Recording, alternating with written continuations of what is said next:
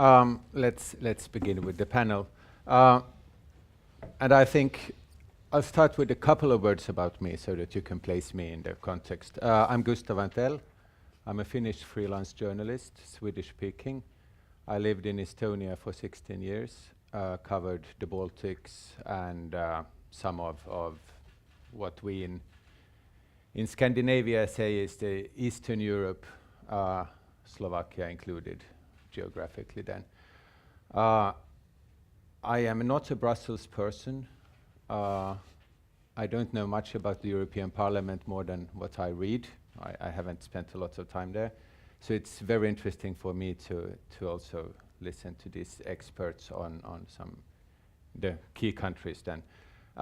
Before I go to you, I will say as a very short introduction, I think we actually got my points already, and that's the fragmentation, and it's very interesting to see what kind of we've seen it in Spain and in Finland during the last elections that these middle or smaller parties have become stronger and the bigger ones have kind of lost, even if they still are there and so on.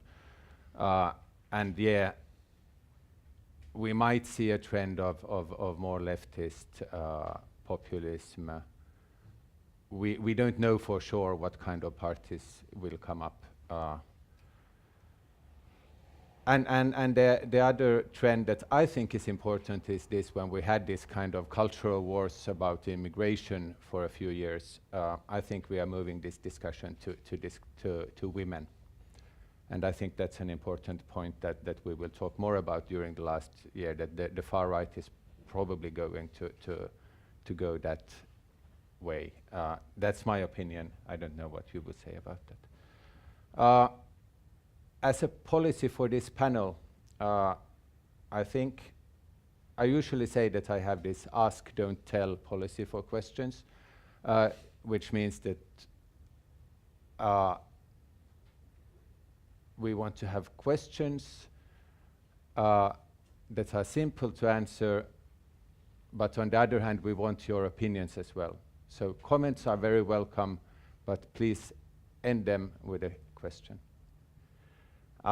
Another small thing, because we have a lot of countries in Europe and we have a lot of maybe new parties or so, acronyms or just mentioning a party or even a bigger bloc or so, EPP, you mention it, everybody knows what it is, but it takes half a second in the brain and the rest of the sentence is lost.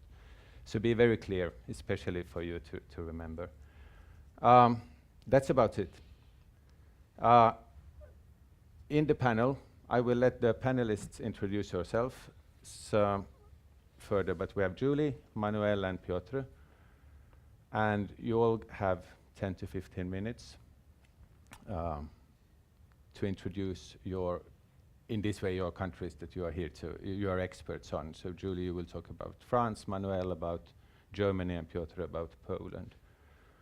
After that, I will probably have one or two questions, and then I hope to have everybody take part. If you have questions that concerns that you don't really understand what we are saying, then just ask them, and then we have the discussional questions, of course, later.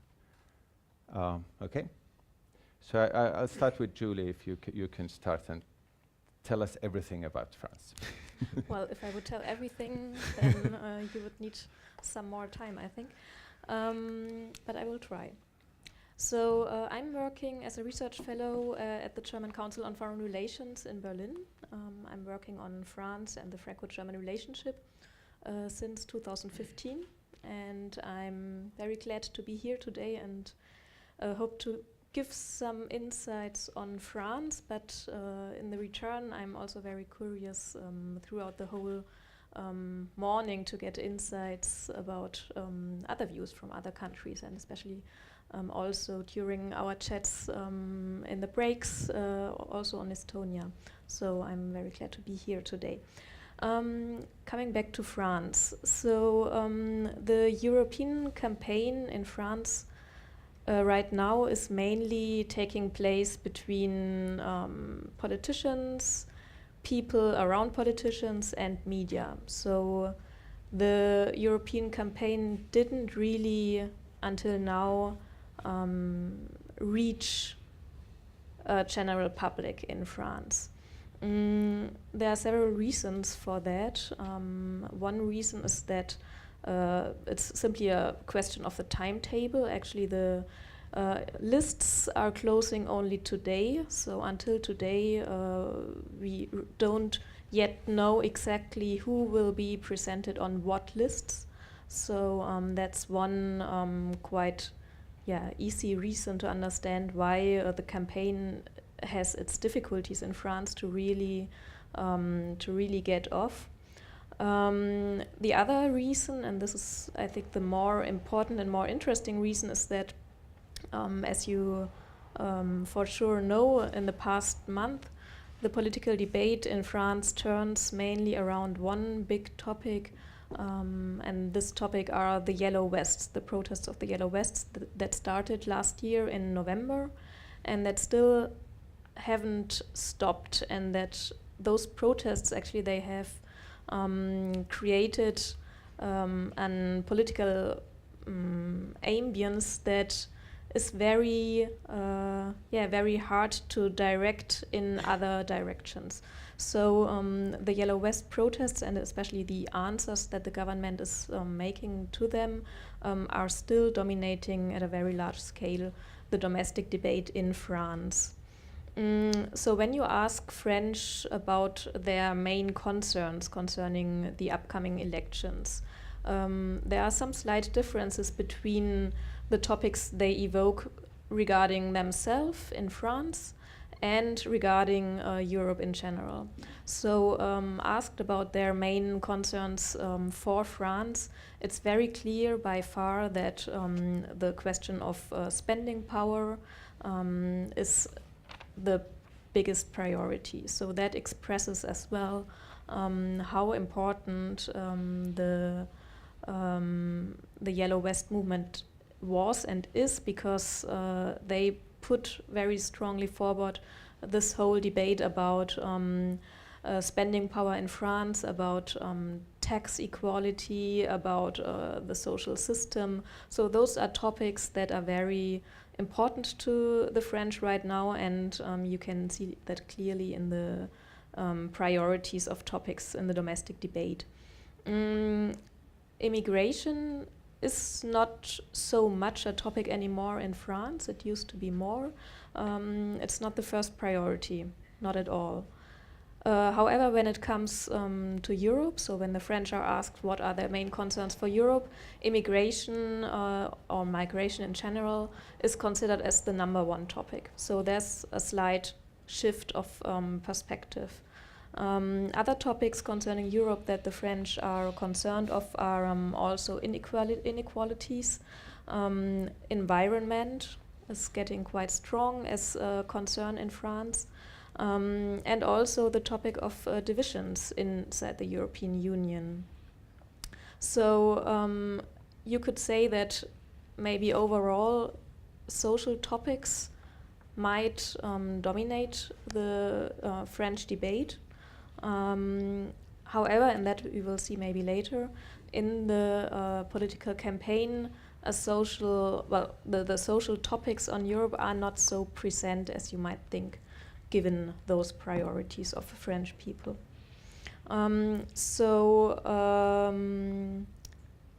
The campaign is not really starting yet. There's some kind of interest there. French declare themselves as mainly, a slight majority declares itself as interested or very interested in the European elections, but, and that's the big but, we will quite probably have a high degree of abstention, and even higher than the past elections. So right now, polls show that the abstention will go up to 58 or 59%. So this is for France a real, it's a really important degree of abstention. Among young people, the abstention rate is even higher. It's estimated to be around 68%. So given the fact that right now the political debate in France is really strong and really present, you have to ask yourself, why is that this political debate doesn't translate into an electional debate and into a campaign. So in my view, in regard to France, this clearly shows some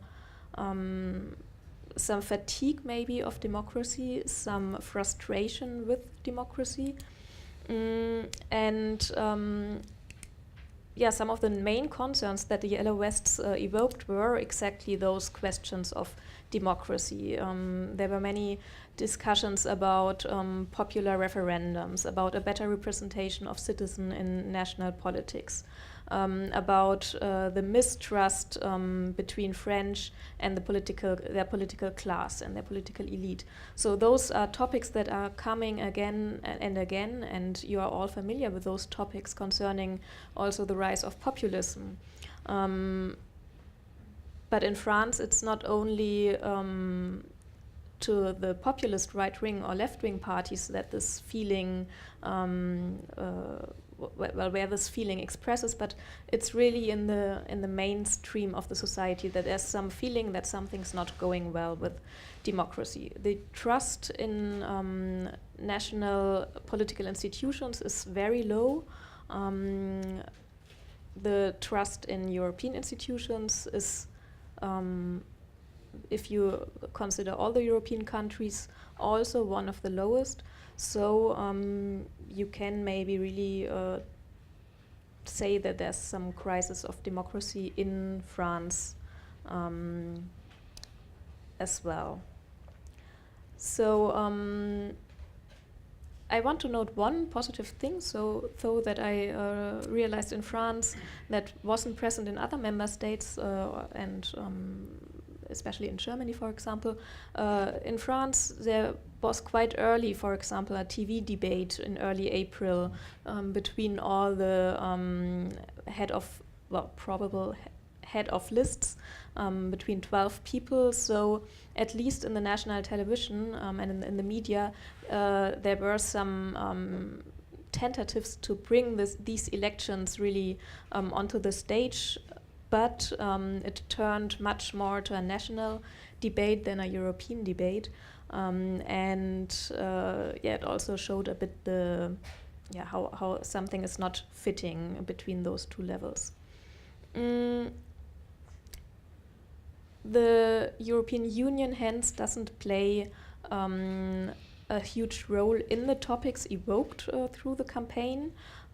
We have Emmanuel Macron's party, La République En Marche, which is very strongly trying to exclusively concentrate on European issues throughout the campaign. However, the opposition is doing exactly the contrary, is trying to make the campaign a national campaign on Emmanuel Macron and on the government policies. So the opposition often and very early already tried to present the European elections as a referendum for or against Emmanuel Macron. And right now, of course, it's more easier for the opposition to go through with this strategy and with this approach. So La République En Marche and other pro-European parties have really quite strong difficulties to concentrate the campaign on European issues. There might be one exception I would like to mention briefly. One topic that was discussed very intensively in France was the topic of the taxation of internet giants by the European Union. This is also very much related to the general topic of tax equality in in France, and France very strongly urged the European Union to push forward this law on taxation of the internet giants, and decided to actually apply it first of all alone.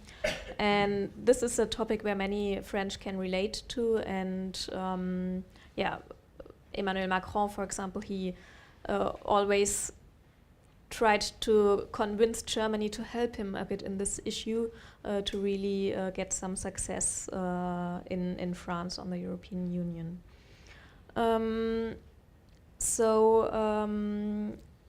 The fact that national topics are dominating the campaign is also due to Emmanuel Macron himself. He, by the way he treated the crisis with the Yellow Vests, he made emerge very strong expectations about the government's answers towards the crisis. So he, in January, he started a national debate where throughout about 3 months, politicians politicians debated with the citizen in small villages, in big cities, all over France, about their ideas on national politics and on solutions of the Yellow Vest crisis. So he promised to give concrete results and concrete measures. He did that 1 week ago in late April. So of course the timing falls very much together with the European campaign, and it's not astonishing that many French actually make their electoral choice depend also on the measures that Macron proposed. Another important element for the question of interest or not interest into the European election is also linked to this kind of debate. It's not the first time that Macron organized such a debate. He already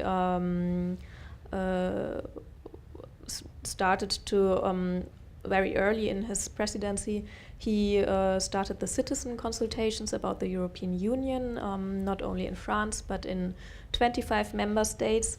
And the big danger in those kind of consultations is that if there are no tangible results afterwards, the citizen rather feel frustrated by this kind of exercise, and might more easily be absent from elections because they have the feeling of anyway not being heard, neither by those kind of citizen consultations nor by elections. So for the moment, those citizen consultations, since there's not really a debate all over Europe about the outcome, I fear that they were rather counterproductive. So my last point I want to make quite briefly is a short outlook to the concrete party. So how can they be shakers in the new European Parliament? So the main attention, of course, is going to Macron's party, La République En Marche, which since the beginning and very early last year made clear that they really want to become a big force in the European Parliament and want to have a role in the Parliament where they can, let's say, disturb the big political groupings, the conservative group and the social democratic group. So Macron had one strategy he was pursuing quite early. That was the strategy of declaring this election as an election between nationalists and progressives. And he tried to ally other partners all over Europe into becoming a new progressive force. His natural ally, you could think, are the European liberals, ALDE, who were hoping also very much that Macron could give them some strength throughout the election campaign. So they did approach each other quite early, but until now it's not yet clear what they will form after the elections, if they will really ally for a common group or not. Emmanuel Macron stays very, remains quite unclear about that, and still is actually trying to ally also very much other partners of other political groupings.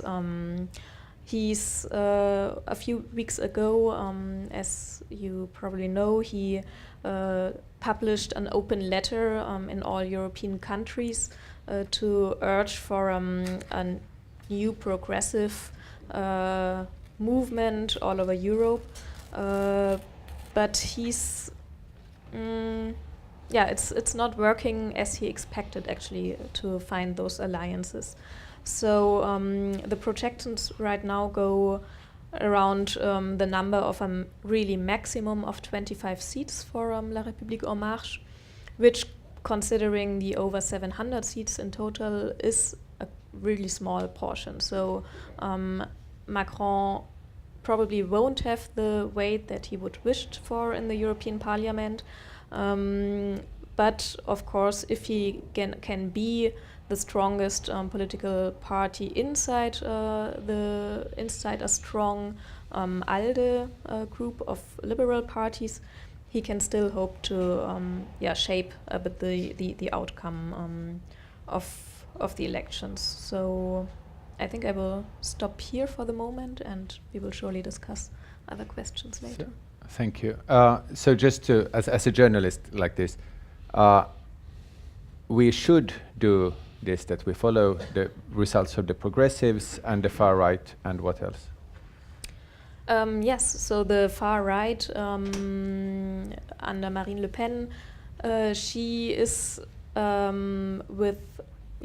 she's together with Emmanuel Macron and En Marche. They are fighting about the first place actually in the election. So both are around, well, between 21 and 24%. And Marine Le Pen was for quite a long time in Europe one of the leading persons among right-wing populists. She now lost a bit this role because there are others, especially Viktor Orban, Matteo Salvini, and also Sebastian Kurz, who are all part of governments, so they are already a significant step ahead of Marine Le Pen, and they are much more shaping the discussion about a unification of European nationalists. So she's rather in the back row right now, which is a role she's not yet used to in this regard. It doesn't hinder her to make a good score. It's not something that her voters really discuss or her voters really realize as being negative. So she will for sure be around those 20-something%, and the question is really how strongly the voters want to support or sanction the government party and Macron's party. But Le Pen will for sure get an important score, and will be also part of this nationalist group. Still, there are significant differences between the approaches of right-wing populists in the different European nation states, so that we really should not forget that they are not at all united in their positions. So this will be quite interesting if they really reach an agreement afterwards to form a unified political group, and if they do so, how long it can last, this group. She definitely wants to continue to disturb the European Parliament and continue with this approach as in the last years. Finally, the Social Democrats maybe. They are the socialists in France are still extremely weak. They do not really recover from their weakness. They are around 5% now, so really a very low score. There are different tentatives of left-wing groups to take the space for them. There's one new list which is called Place Publique, public place, on the left that can maybe have a better score even than the socialists. And there's, of course, the far left with Jean-Luc Mélenchon, which is quite loud and quite strong in France as well. Yeah, but it probably won't play a really very significant role in the elections. Okay, thank you. Then Manuel and Germany. Yeah, I'm Manuel Müller. I'm a research advisor at the Institute for European Politics in Berlin. I'm also the author of the blog Der Europäische Föderalist, which is it's in German, and it focuses mostly on European constitutional politics, to put it like that, so supranational democracy. However, I'm here today to talk about the national perspective, the perspective from Germany on the European elections. And I would start by saying that in Germany we have now a somewhat paradox situation with regard to the European elections, because during the last years European issues have been at the heart of the most intensive political debates in Germany. First the Euro crisis, and then the issue of migration and refugees. These in the polls, these were the most important issues for several years, together with pensions for a while. But almost since the last European election, European issues have been at the heart of the German political debate. And only last July, so less than a year ago, the current government coalition between Christian Democrats and Social Democrats, and even the decades-old unity between the two Christian democratic parties, or the Christian Democratic Union and the Christian Social Union from Bavaria, who have been cooperating ever since they were founded in the 1949. So these parties were about to split about an issue of Schengen, basically, about the question of the border regime towards secondary migrants from other European countries. So refugees who have already arrived in a European country and then continue to go to Germany, and the question was whether you can control these peoples at the border, or whether you have to keep the border open because of Schengen. And this was a huge topic for some weeks. And if you had asked me like half a year ago about what the European elections will be like in Germany, I would probably have said that these elections will really be intense because of this high salience of European issues. The turnout might increase, and probably there will be a polarization between, on the one hand, the cosmopolitan pro-European Greens, and on the other hand, the anti-migration and anti-European right-wing party, the so-called Alternative for Germany. Now, indeed, during the last years, first the Alternative for Germany and then the Greens have had a surge in the polls. So this polarization is taking part to a certain degree. But during the last months, the migration issue has just become much less virulent. In a way, it has faded away. It is still in the polls the most important issues for Germans, but to a much lesser degree than it was only a few months ago. And this has to do with the fact that almost all the other parties, except for the right-wing Alternative for Germany, have come to the conclusion that it is not a good topic for them, that it only fosters the right-wing vote. and also that, in fact, there aren't so many problems with migration as the parties thought some years ago. So currently, the discourse on migration is mostly one of, well, after all, it wasn't so bad. We managed quite well with a number of migrants we have. It's well, we have debated so much about it. We are well, now it's time to move on in a way. So right now, the only party which is trying to maintain this discourse on migration and to keep it present is the Alternative for Germany. But they aren't very successful. They are trying to provoke. They have some very provocative posters about Islam and migration, but the other parties don't really react to this anymore, and it isn't such a huge topic anymore. Also, the Alternative for Germany has had some donation scandals during the last months, which have hit their public image. And indeed, their search has now inverted, and they are going down in the polls. So it seems that the peak of the right-wing populists for now is over, and they are still at about 10 to 12%, but they aren't as present in the German public discourse as they were some months ago.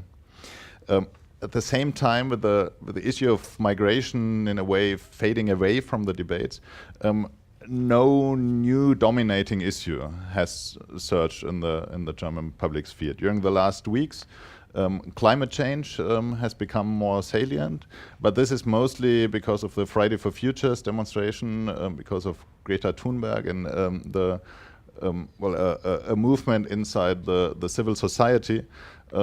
Whereas the political parties don't really have new climate change policies. They are now just restating the existing policies and, of course, claiming that they have the best approach to climate change. But there isn't much movement on a political level in this issue.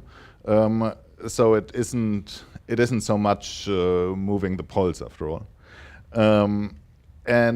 Also, the polarization on European issues has stopped. The Christian Social Union, which was very Schengen critical for a while, isn't positioning itself as a Eurosceptic party. On the contrary, they are promoting Manfred Weber as their candidate.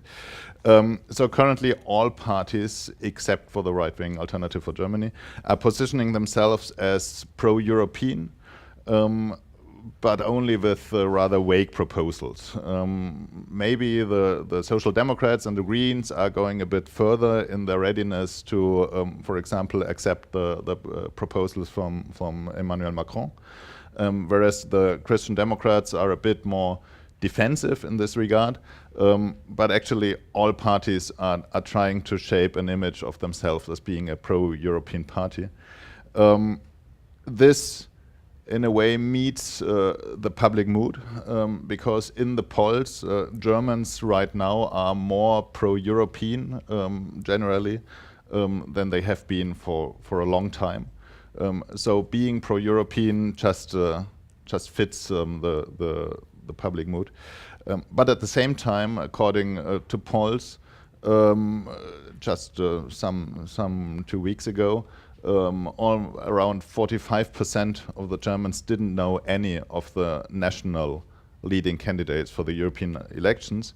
And the ones they knew were mostly those who had been in an important German office before. So there was a top candidate of the Social Democratic Party, Katharina Barley, has been the justice minister, and she is the most well-known of the German candidates for the European election, followed by Jörg Meuthen, who is the party president of the Alternative for Germany, whereas Manfred Weber, who has had an important European office for the last years, but hasn't been very present in the German public sphere, is still rather unknown in Germany.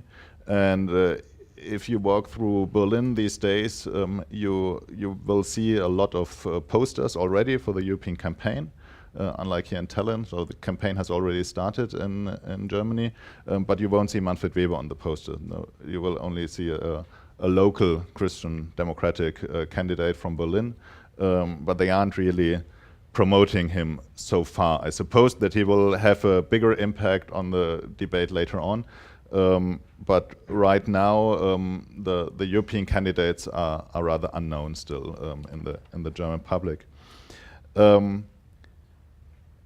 At the same time, there has been a very recent twist which could influence the German debate on the European elections, which is that there has been some speculation this week about Angela Merkel, the Chancellor, who might step down after the European election. So a meeting has been convened of the Christian Democratic Party, and there was some speculation that this meeting could be about a handover of the chancellorship from Angela Merkel to Annegret Kramp-Karrenbauer. Merkel came out denying this very forcefully 2 days ago. But if the speculation goes on right now, it's not clear. Maybe it is a non-issue and it's over. But if there is more speculation about that, if there are more indications that this might become true, then it will certainly kill off any European dimension from the debate. And the debate in Germany will center about the results of the Christian Democratic Union and the possible implications for the chancellorship. So to sum up, we might say that after 5 years of intense European debates in Germany, now we are back to a rather dull and self-centered campaign. So precisely for the European elections, national issues have taken over in a way. And unless something unexpected happens, which is very possible right now, because with no issue dominating the debate, it might just happen that there is some event which then turns the discussion about the European elections. But it is also possible that if it just goes on like that, in the end, turnout won't be much higher than the last time, and it will be just seen as a rather inconsequential election for Germany. Maybe as a last point on the parties, just to give you some overview, the strongest party in the polls in Germany is still the Christian Democratic Union, which is about 30 or 32%. Second place is mostly tied between the Social Democrats and the Greens. The Greens now have a slight edge. They may come out stronger than the Social Democrats in the European election. This will have certain implications for the public debate in Germany, but currently they are both at about 18%. Then on fourth place, there's the right-wing Alternative for Germany at around 10 to 12%, as I mentioned before. And then the left and the liberals, who are both at about 8%. And then there's a specialty in Germany that there is no threshold for the European election. So with only 0.6 or 0.7%, very small parties have the possibility to have an MEP in the European Parliament.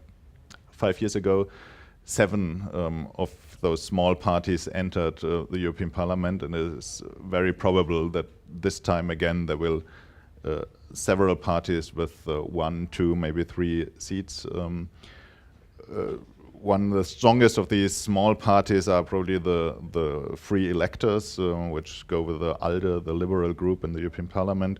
Then the Pirates will probably regain a seat. The Animal Party and the Satire Party, which is called The Party, will regain the seat it has now in the European Parliament and maybe even add another one. And this, of course, will also be, it will be discussed in Germany. It's rather inconsequential on a European level, but these, in the end, might be the topics the German debate about the European elections will be about. Okay, thank you.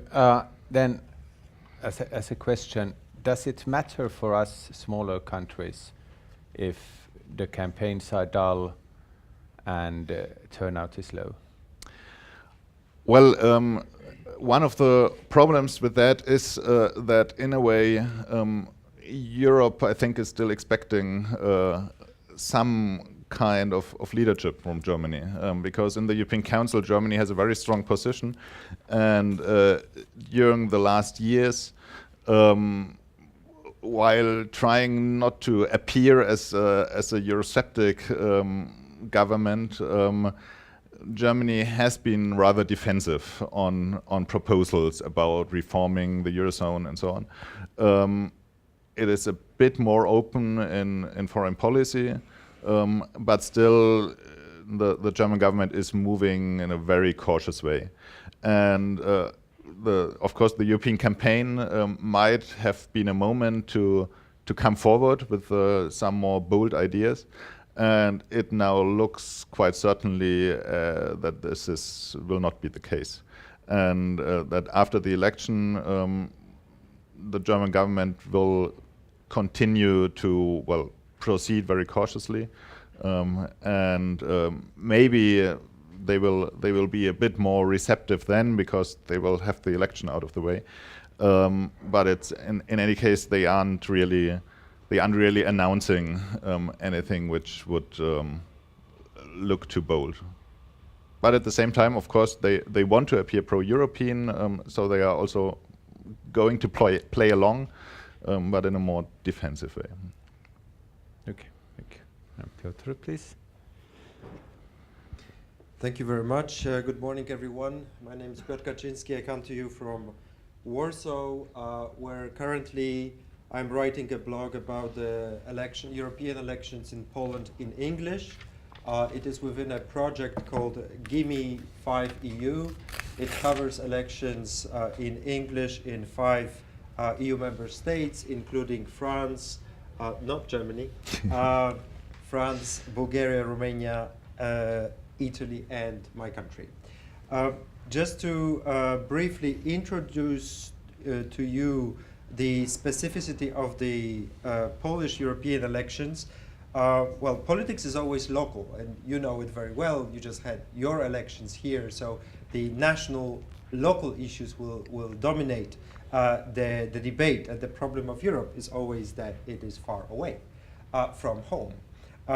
So that's also the case for Poland. The local context is that we have a high political polarization between the government party called Law and Justice and the opposition that has united itself currently under the umbrella European coalition.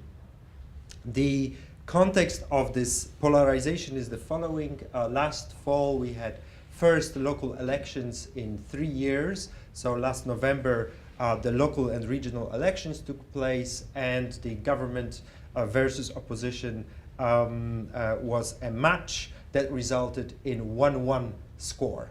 So no clear winner, and the next rematch is 26th of May, where the government main party, Law and Justice, takes on the opposition. We'll see what the result will be. It is a second leg. The third leg will be the national elections later this year, probably in October. This is the main course for all the political actors out there, the national, the same elections.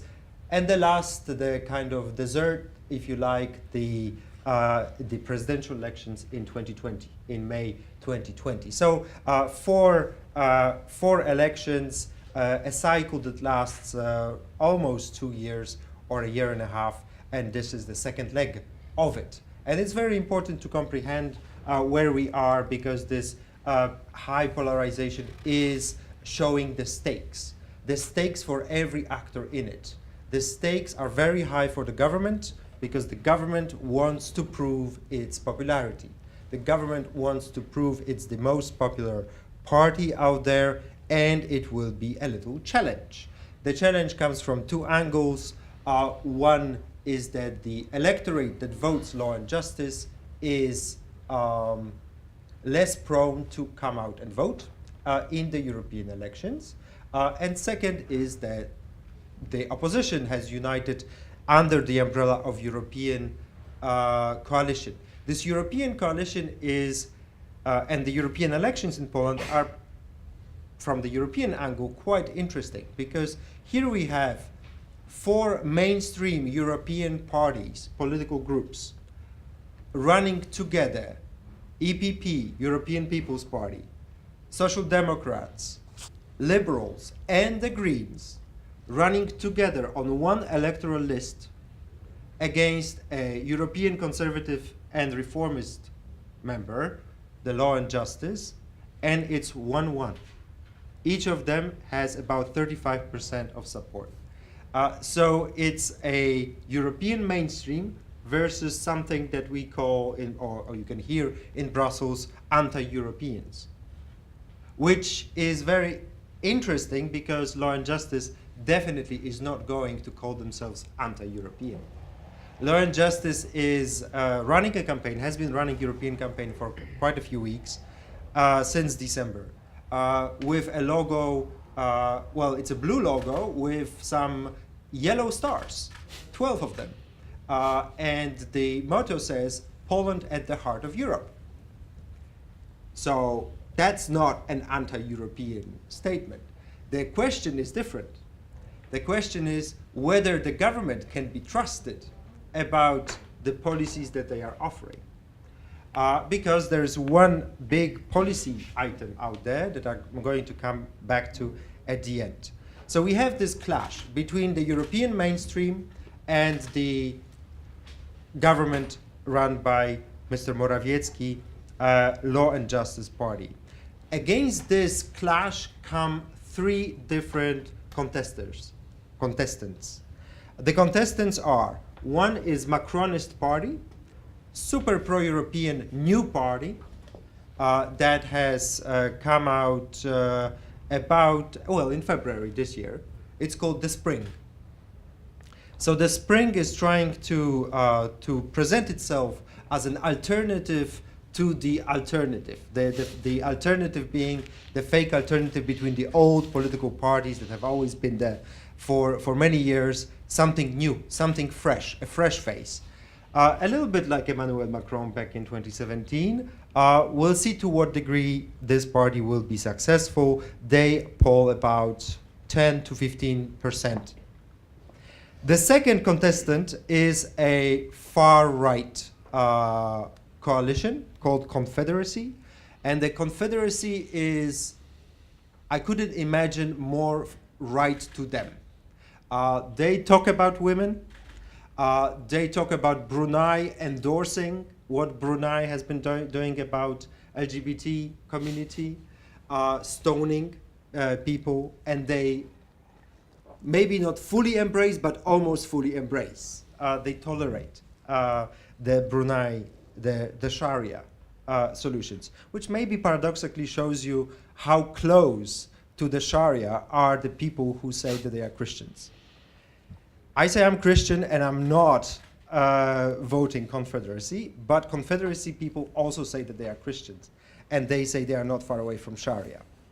Well, and there's the third contestant party called Cookies 15, and Mr. Cookies is running a small party, about 3 to 5% of the vote. We'll see if they will be successful to join the parliament. We do have a 5% threshold.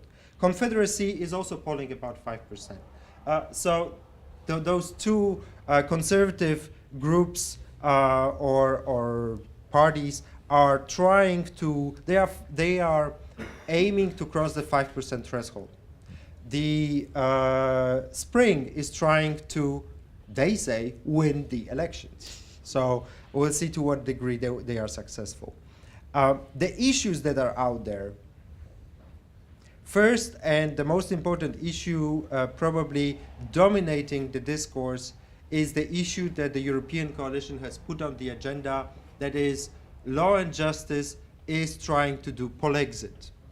Exit of Poland from the European Union. Maybe they don't say it, maybe they don't mean it, but effectively the steps they take are leading towards exit. And this Polexit narrative on the side of the European coalition, so pro-European mainstream, has been responded to by Law and Justice. Law and Justice that says absolutely no. So we have the stars, we have the blue flag, we have Poland at the heart of Europe. Effectively, what it means is that Law and Justice tries to present an alternative to the mainstream Europe. If we listen very carefully to what Law and Justice says, they are concerned about Brussels being locked in by a Franco-German diktat, they say. Brussels not being open to understand that member states are diverse, and this diversity needs to be respected. Sovereignty needs to be respected, they say. They say it's too much powers in Brussels, we need some of that powers back. But at the same time, the same party says we need more European solutions on issues such as technology. 5G and those Chinese companies that are coming in. We need more European solutions on the internet, but being critical of the copyright directive. I don't know how big copyright directive was as an issue in Estonia. I would presume it was quite present here. It was surprisingly present in Poland because the governmental party said, we are the party of freedom. So against the copyright directive, as presented by mainstream. So here's the kind of policy answers. But the bigger narrative, transcending the European elections of over last maybe 3 weeks of Law and Justice, has been that Poland is on the way to catch up with Western Europe. This catching up narrative is proving super important, very important. Why? Because slowly other parties are also coming on board, discussing of a reality when one day our salaries are similar to the German salaries. It may take a while to get there, but it is within a distance. So it's not far in the future, but it's somewhere in the near future, maybe 5, maybe 10, maybe 15 years. And talking about it in the Polish context means Eurozone accession. Estonia is in the Eurozone, Poland is not. The ruling government party says today, Poland will join the Eurozone when the Polish salaries are equal to the German salaries. Whether it happens, maybe it is putting things to the future to talk about issues later or never, maybe. But they are saying what they are saying here today, also because the Polish public is viciously pro-European. You were saying that German public is more European. Well, Poles have been at the highest support rankings forever, ever since 2004. Poor Irish for that. 88% of the Polish public supports membership in the EU, but only about 30% wants to join the Eurozone. Euro is viewed as a threat to the stability of economy. Euro is a threat because we would be co-responsible for Greece and Italy and whoever else has problems. So that's very relevant. Euro is not popular. And then the one issue that sticks out and will come back later in May is the rule of law. That's the one issue that is of high relevance for the political actors, political parties, and also for the future of Poland in the EU. And it's at the core of discussion of Polexit or not. Unintended Polexit, velvet Polexit, there are different adjectives used for Polexit in this regard. And the rule of law situation right now is that we have Article 7 proceedings that have stalled. We have a number of infringement procedures in the European Court of Justice, and the first of them is going to be ruled in a week before elections. Law and Justice is extremely cautious about it and critical of the timing. Law and Justice says that the court is doing politics. Last time, and they have maybe some reason to believe that, because last time we had the local and regional elections, there was a court ruling on one of the rule of law situations the day before the elections.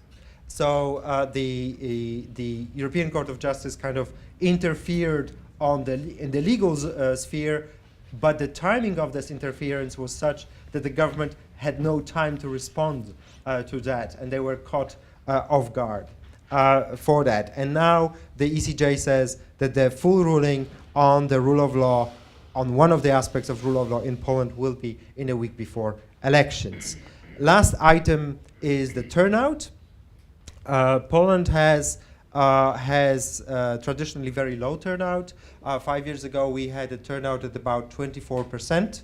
And this time, it's supposed to be different. So this time I'm voting. You may know this campaign. This time I'm voting.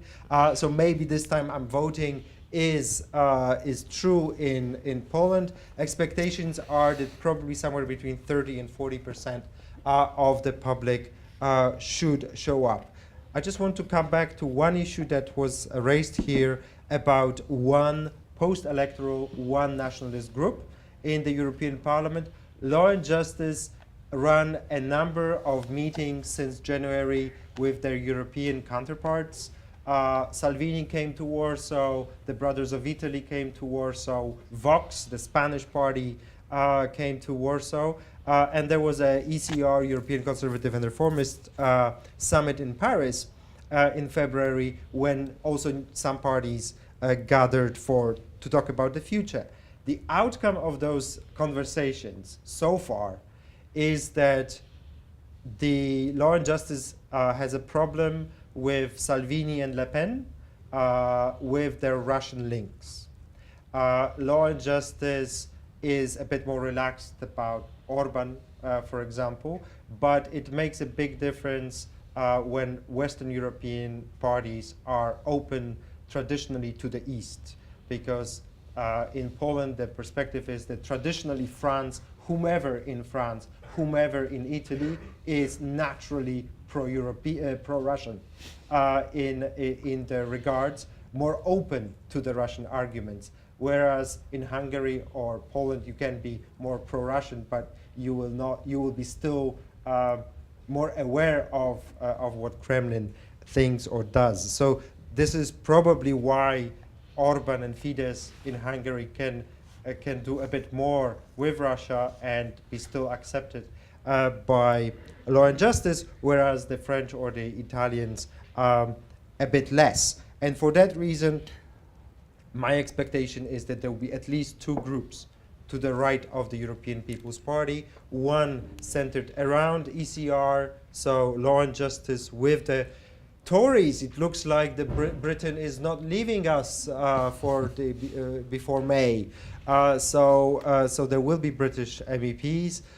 So with the Tories, with Law and Justice, and some other ECR crowd. Also the new adherents, the big Dutch new party, the big Spanish party Vox, or the coming new Spanish party Vox, are viewed as potential allies of Law and Justice. Of course, the same partners, the same parties can equally go to Salvini and Le Pen to their group, but we see that the Milan summit that Mr. Salvini had was also a partial success. There was more people who didn't show up than people who did show up in Milan. So I guess it's still in the making when it comes to the groups, but this limitation of talking with parties that have strong Western European parties that have strong Russian links is a very important no-go from Law and Justice. Can we say that Law and Justice is a little bit more pragmatic as like seen in Poland than it's seen from the outside? It's demonized outside, it's demonized inside. It's demonized inside by the opposition. The opposition runs a campaign which it says how bad law and justice is, rather than having a positive narrative about their offer. Maybe because the European coalition is so diverse internally that they don't have one positive message, what they want, social Europe or climate change. But this is something that is important, that the general public doesn't necessarily see law and justice purely in the bad perspective. They see Law and Justice as this party that is the first Polish party interested in redistribution. We've had plenty of transformation. You had your transformation in Estonia, and for the first time since 2015, we have a first political party that tries redistribution seriously, that runs serious redistributive policies, helping millions of people who are worse off with their economic status. And that's how law and justice is viewed. The rule of law is not as important for them. LGBT or minority rights are not important for them. What's important for them is that they have a bit more money in their wallet, and the party remains quite popular. Okay, so I'll have one question before I hope to get questions from the audience. And this is this that we saw in Finland and I think in Spain now recently, that the traditional left made a not surprisingly good result, but comparing with the other big parties, they still prevailed, and that means that they are at the top at the moment.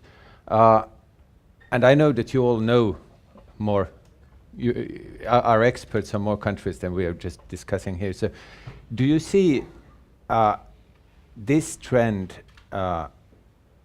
now coming up in the European elections? It seems that there's been some talk about this, that the Social Democrats will be stronger in the European Parliament, but there is no real debate about the different countries. How do you see this? Maybe starting from France, or not only France. I think that there is a big potential for the left parties also to have some political space in the European Parliament, with the problem that they are very much divided in other member states. So if we look at France, for example, we have very clearly, as I mentioned, all those social topics that are very urgent in France, and we have, when you take the left parties as a bloc, as a whole, they are really a strong weight. But in France, they don't achieve a unified position. And I think it's similar in Germany, with a potential for a left group.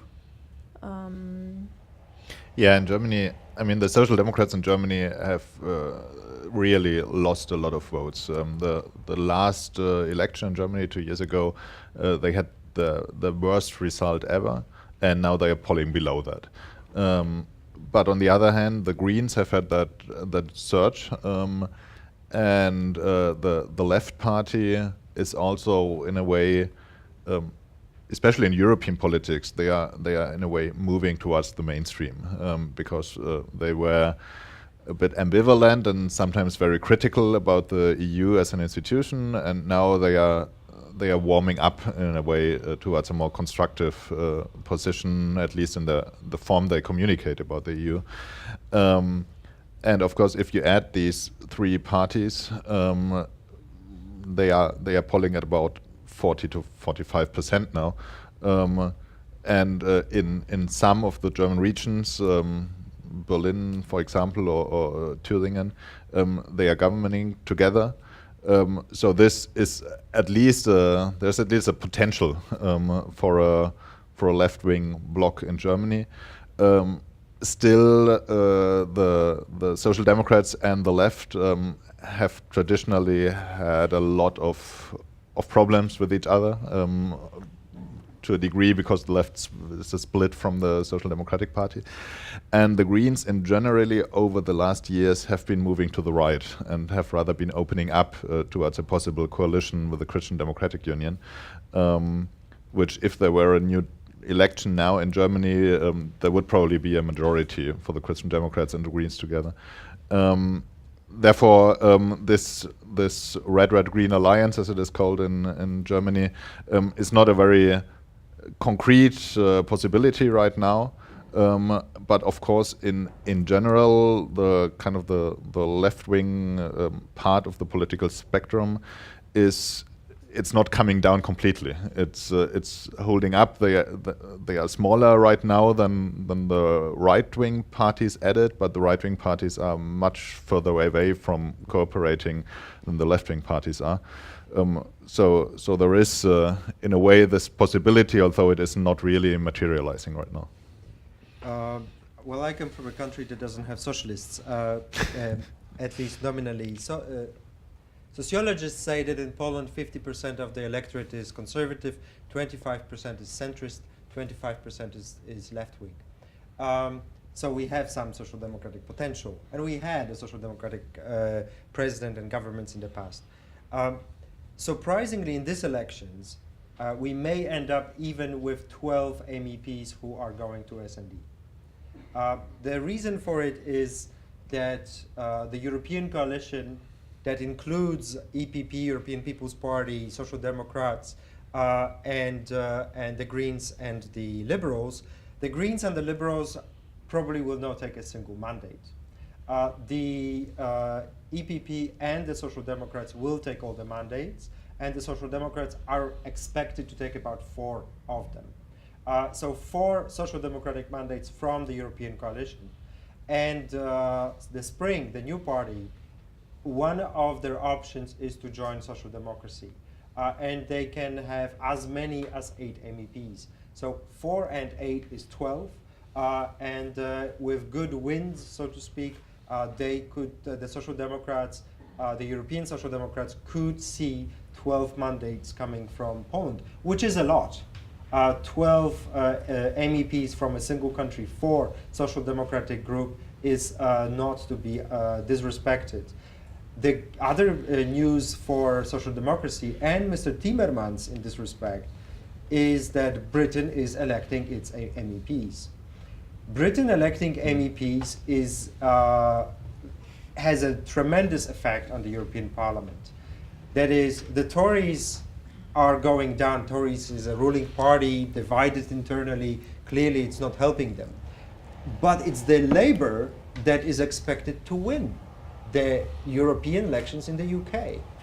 Labour won last time. Without Labour, SND, the Social Democratic group in the European Parliament, has a problem. But with them, they are equal to the EPP, and are almost equal. And then it's a few mandates here and there. Mr. Timmermans has been saying that, hold on, because we are also negotiating with certain new adherents to the Social Democrats. For example, Macron. Nobody knows what will happen. Everybody is speculating or expecting Macron to join the ALDE group or some kind of a new group post-ALDE. But at the same time, Mr. Macron could join Social Democrats or EPP for that matter. So the options are all on the table. Yes, some options are more far-fetched than others, but none of them is excluded at this time. So especially in the context of the debate with Social Democrats on Spitzenkandidaten, Mr. Timmermans is not without a shot.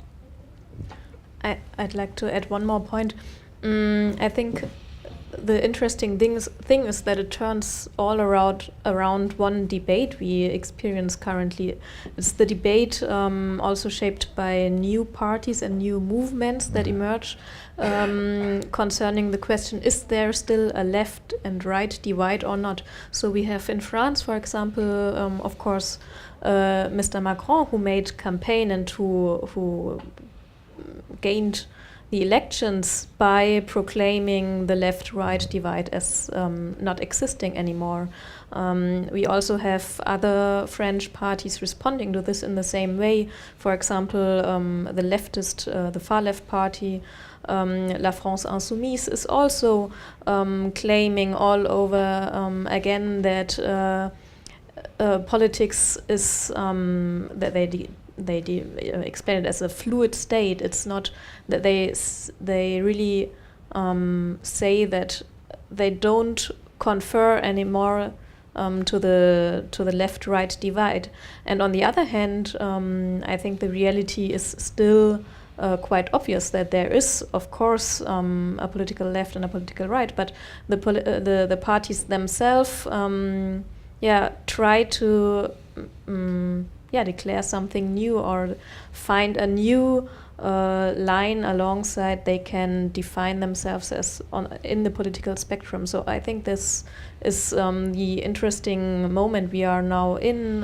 It's about a new narrative on politics and a narrative of maybe progressive, whatever that means, against nationalists. So we have a lot of new concepts emerging, and many parties or politicians who don't want to take a stance on the question left or right. So I think this is an interesting development to see in the future. I think that's true, and it's partly because left and right divide is mostly on economic questions, and I think that these questions are in a way superseded in the last years by identity questions.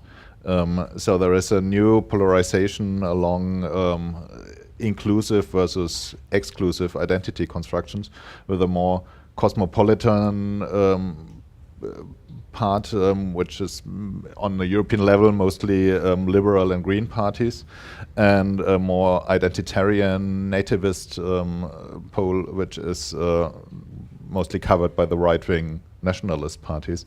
And the traditional mainstream parties, which were like the center-left and the center-right, the Social Democrats and the Christian Democrats on the European level, are in a way put in the middle between this polarization. And in some cases, they are now jumping on this wagon, and the Social Democrats in Germany right now are trying to position themselves as very pro-European. And in a way, not to leave that to the Greens or the liberals, whereas the conservative parties, the traditional mainstream center-right conservative parties in some countries are adopting more nativist positions, becoming more like emphasizing Christian traditions more, or being more critical about gay rights and so on. So I think that this identity polarization is taking place and is transforming in a way the European party system. Which makes it difficult for the voters to understand how my vote here will actually affect Brussels politics and so on. I mean, there are a lot of ifs on the way. Do we have any questions now? Or any themes you would like? Yes. We have a microphone that, if you can wait for that once.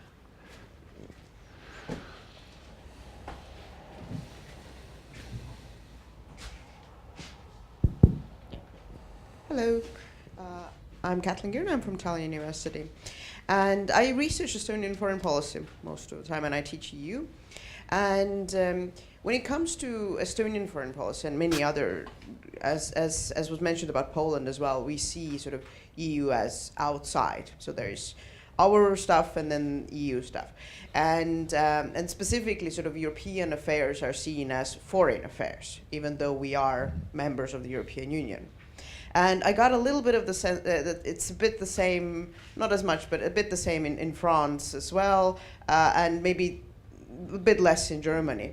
So my question to specifically about those two countries, because I think Poland was roughly covered, is do the parties see Europe as outside affairs, or is it internal affairs or external?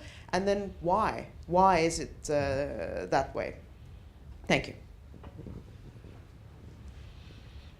It's a very good question, I think. I think that because of the importance of the European Council, the idea that European politics is about heads of state and government meeting, and therefore is part of the foreign policy, is still very present. And if the debate is more about the European Parliament, then it feels more like internal policy, because then it is about political parties. But in the last years, with the big crisis, where the European Council was needed because there was maybe no basis in the treaties for a solution, and you had to come up with something new. I think the focus in the public perception was very much on the European Council and on the heads of state and government. However, I noticed that in Germany in the last months or years, the European parties have become a bit more salient. I mean, it's still that most people won't know their names if you ask them on the street. But for example, there was a debate about the role of Fidesz in the European People's Party. And it was, to a degree, it was embarrassing for the German Christian Democrats, also because the Christian Social Union from Bavaria, who are a bit more right-wing in general than the mainstream Christian Democrats, they had been cooperating a lot with Fidesz, and Manfred Weber is seen as kind of an ally of Fidesz inside the European People's Party, and that was discussed in the German media. Manfred Weber managed, in a way, to frame the discussion in a way which was very favorable to him. So in the end, he was seen as the one who now speaks up to Orban, because Orban has gone a step too far. But still, the question of how the European People's Party will deal with Fidesz was an issue in the German media, and that, of course, made the European People's Party in general more salient, because for the first time this name was present in the media, and I think this could be the beginning of a change toward a perception more as European politics as internal politics. Concerning France, I think that it depends very much on the topics. We have seen several topics in the past years that emerge that are quite strong in the national debate as well. Traditionally in France, for example, agriculture is a topic where many French can relate to, and which is locally very much implemented. And there's a very local link in this policy field towards the European Union. But in the past years, there were also other topics that were very kind of spotlights on the European Union. One was, for example, the topic of glyphosate. So this still is very strongly debated in France, and for example, during this first television debate in early April, it got quite a lot of time, which is a little bit astonishing, I think, compared to the importance of this topic in other countries. But it was expected by the candidates to have a stance on that and to have a clear point on how to continue with this question in the European Union in the future. Another topic was also the copyright law, which was very much supported by France in contrast to Germany. Supported by France in contrast to Germany. So those were topics that were quite strong in the internal debate.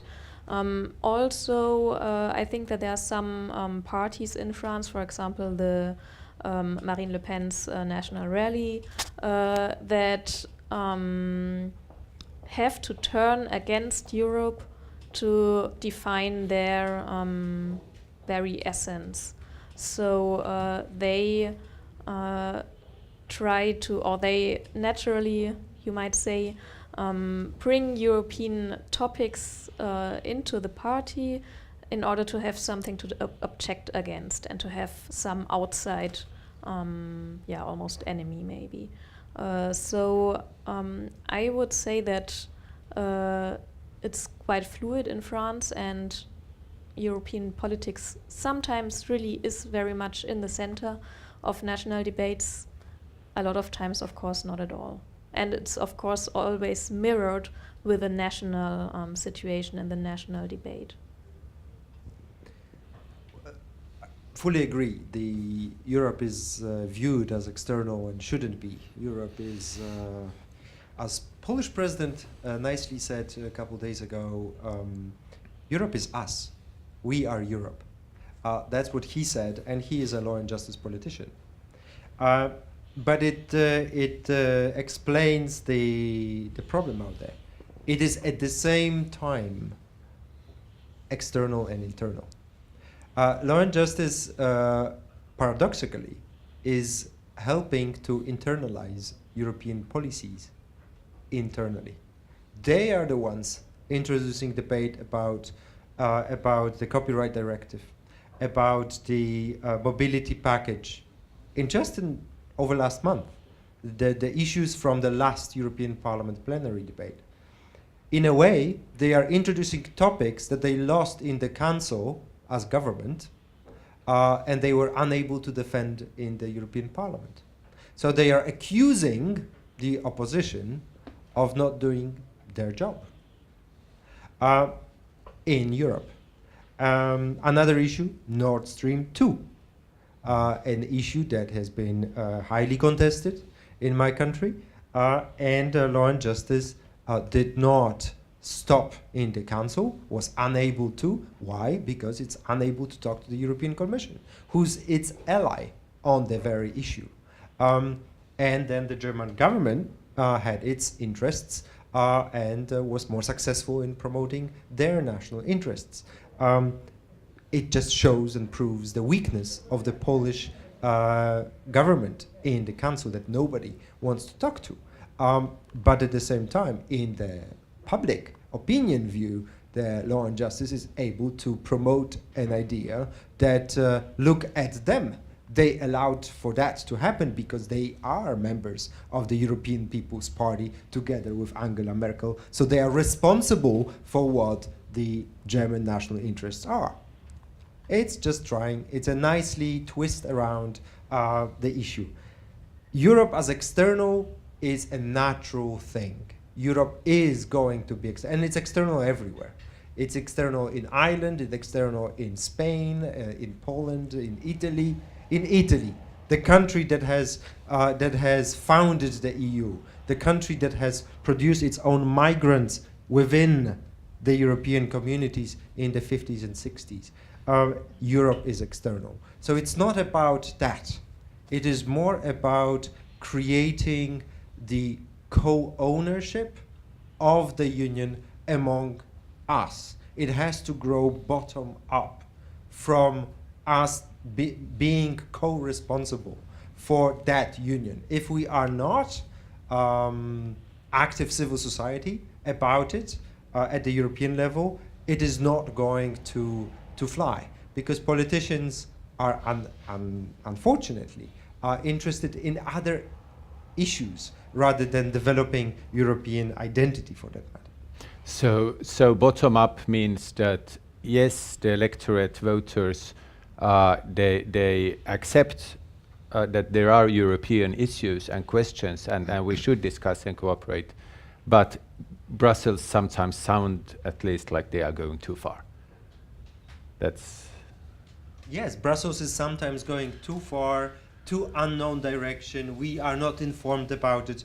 But why aren't we informed about it is not because of Brussels. We are not informed about it because our domestic political parties and domestic media are not informing about the debates out there. So it's a paradox in a way. But then again, I think, sorry if there are any questions right now, but I think that there is also a structural dimension to that. It's I mean, to a degree, of course, you can say it's about media and it's about the civil society who, in a way, should inform itself more proactively, because a lot of the information is out there. But it's also about the framing of the public debate. And as I said before, as long as a lot of the European policy is going to be decided in the European Council, the framing will always be about national interests, and so will always put the own national interest, which is embodied by the own national government, against the national interest of the rest. And then it's asking a lot from the public to take co-ownership of the common decision if it is so obvious who is the own government and who are just the others. And I think that this way of framing can only be overcome if the European Parliament gets more to the center of the European debate, because then it is a debate between parties and between different ideological approaches to a common European interest. And that, of course, the European election could be an opportunity for that. Unfortunately, it seems that once again it isn't, to frame the debate in this way. If I can step in, because the copyright directive, the Nord Stream 2, the mobility package were not on the agenda of the European Council. The agenda of the European Council is the migration, the climate change, the foreign policy. The paradox in the European decision making is that you need both the Council and the European Parliament on the same page. Right. And that was interesting what the gentleman from the Commission said before. The fear is that the Parliament will be what, how did he call it? Cooperative or yes, not cooperative European Parliament. Well, in the European context, the institution that is pulling the brakes is the Council. That's the institution that has problems in coming to terms with what they want. And the European Parliament is rather the source of potential solutions rather than a threat. To have or to present European Parliament as a potential threat to the national or to the dynamics of the process is simply wrong. The Parliament is another point, fragmentation. The Parliament today has 90 political parties. The people who talk about fragmentation of the European Parliament are simply people who are talking about the unknown, because there are always new parties coming into the Parliament, and with time they will be known. But on the day of 26th of May and 27th of May, when the results are published, many of those actors are unknown. 5 years ago, half of parliamentarians were first time elected. Some people are expecting that this figure will go up this term. It's not the end of the day. It's a normal democratic process. Societies and society chooses their delegates, their representatives. It's called democracy. And then live with it, European Commission, live with it, the Council. You can't be fearful that you will lose, because the moment the Commission is fearful it will lose majority in the European Parliament, the same moment the Commission tells us it is not democratic at heart. Because whatever the outcome of the vote, whatever the majority in that house, it has to have an impact on the next European Commission. That's exactly what the democratization of the European institutions has been over the years. That's exactly what we wanted. That's exactly what is beautiful about this process, if you like, that the result is unknown. Because the day we are forming our governments is the day after the elections. We may have some expectations, but if we have them and they are fulfilled, then it's German politics. Otherwise, there is always an element of unknown. And this element of unknown is something that we should actually cherish as Democrats, rather than to be afraid of it. Okay, do we have more questions? I think we can have a look at the climate change. I mean, to said that with the demonstrations now, there is kind of a debate about climate change. But there is nothing really new in the solutions. Is this something that you would all agree with? I think that, it's quite impressive to see in France how the topic of environment and climate change found its way into almost all parties, knowing that France never until now had ever a strong Green Party. So we can definitely see that it's an important topic in France. Also, pushed forward since the climate summit in Paris a few years ago. So since then, France and also Emmanuel Macron see themselves really as advocate for fighting against climate change.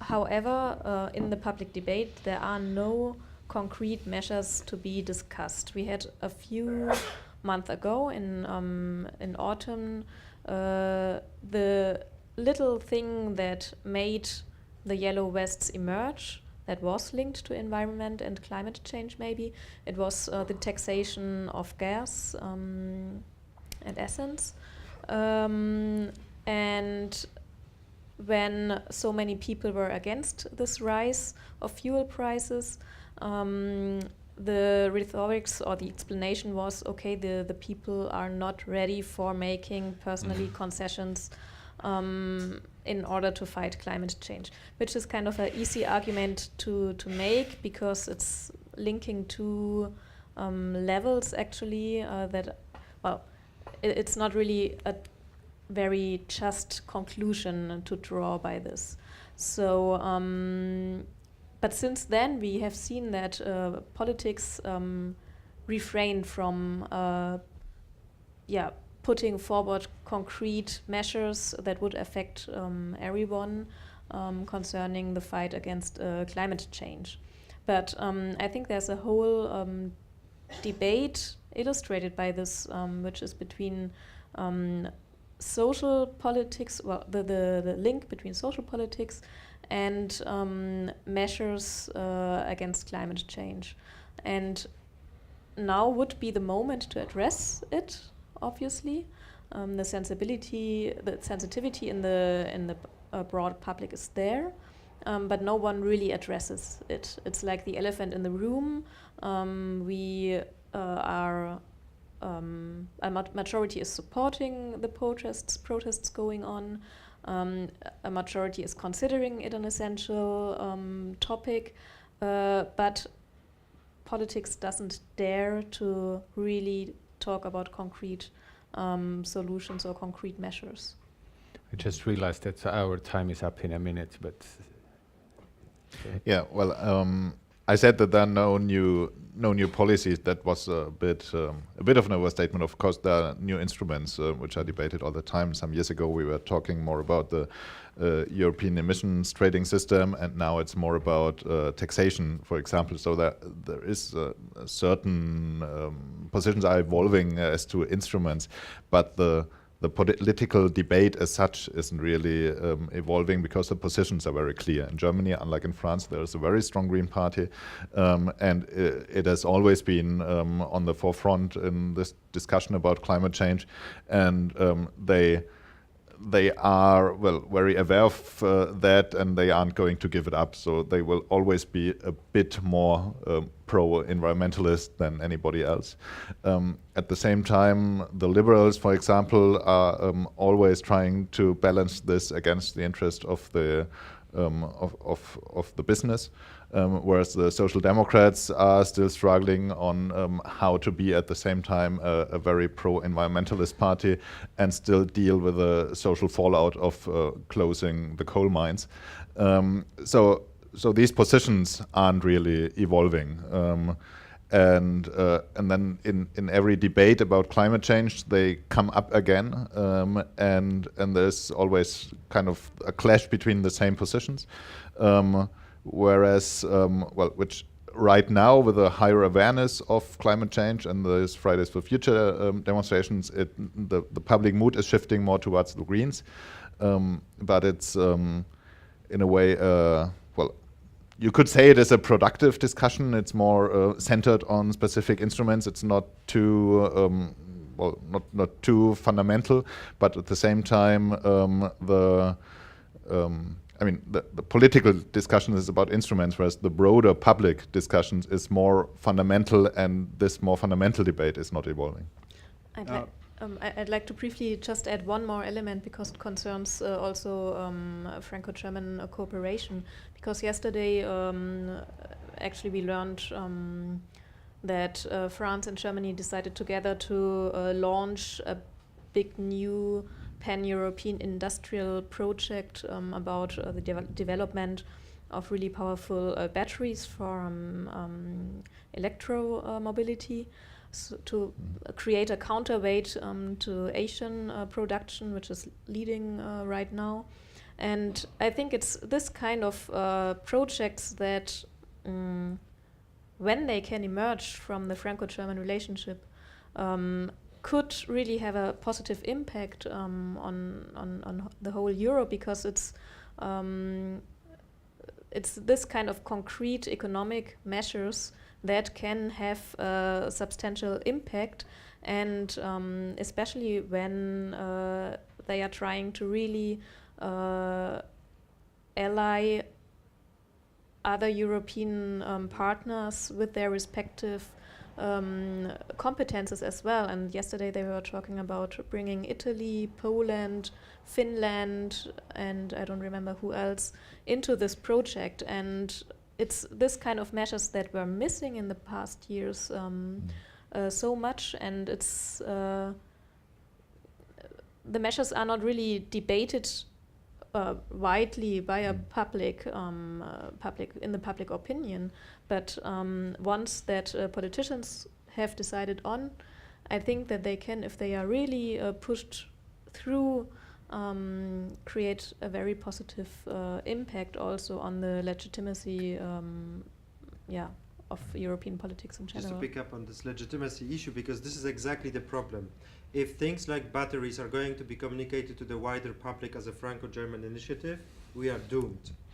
Because this is a industry-driven solution in France, in Germany, and in other many European countries. Therefore, to give it a political spin as a Franco-German is just unfair to everybody else, including the European Commission, including other countries like Finland, Poland, and whomever, Italy, who have been involved on those solutions, because those are technological solutions that are desperately needed for the industry to adapt to climate change. Point number one. Point number two, on climate change in Poland. A lot depends where we start. So France and Germany are much more advanced in their debates about climate change. Poland is a country that is still building up its power plants based on coal, the new power plants based on coal. So it's not about finishing them off. They will finish off, well, whenever they start first, so then 40 years later. But we have two debates. One is about clean air. Poles want cleaner air, full stop, whomever they vote. This is an issue that is gaining momentum. So this is an issue that is going to stay for time to come. It will necessitate all political actors to respond and for the country to change. But one important element, those naming and shaming by the European Commission on who has the worst quality of air in the EU works. Most of those towns and cities are either Polish or Bulgarian. I hope Tallinn is not there, but I don't know. The other issue is plastic in the oceans. This is an image that was very popular with the public discourse. There's those animals in the oceans that are eating up plastics, and it's killing them and it's killing us. Last element is that it's a beautiful weather here if you come from where I come from, because we have drought. since February, there was not enough rain in Poland, and the agriculture is potentially suffering this year. So it is relevant, and it is today climate change. So Greta is important. She's more. It's interesting that her popularity started in Katowice last December with the climate summit, but the issues are only starting in Poland. Okay, so now we are 8 minutes past. That's my fault. Sorry about that. Everybody who wants coffee, we are just letting it go. I think we can say that if you have questions, you can always approach us or the panel. And thank you very much. That's about it. Thank you. Okay.